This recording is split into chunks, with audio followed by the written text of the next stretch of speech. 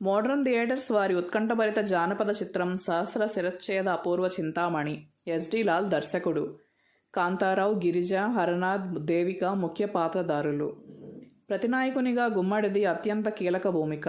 Title పాత్రధారి దేవిక అందచందాలతో ఆకట్టుకుంటుంది.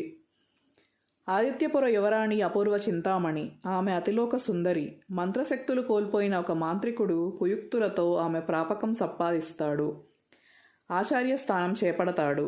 తన లక్ష్య సాధన కోసం చింతామణిని వరించి వచ్చిన వారందరికీ విషమ సమస్య సృష్టిస్తాడు. జవాబివ్వలేని వారు తమ శిరస్సులను కోల్పోతూ ఉంటారు. ఈ విధంగా అపూర్వ చింతామణి 999 మందికి శిరశ్ఛేదం చేస్తుంది.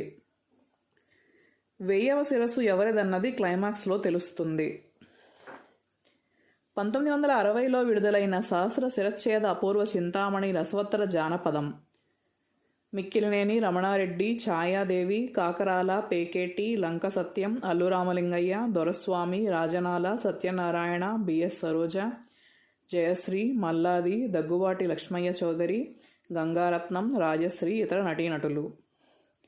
ఈ సినిమాకు మాటలు ఆత్రేయ, సంగీతం కెవి మహదేవన్, గీతాలు ఆత్రేయ కొసరాజు, దర్శకత్వ పర్యవేక్షణ టిఆర్ సోమసుందరం. విడుదల పూర్ణ pictures. Please like, share and subscribe.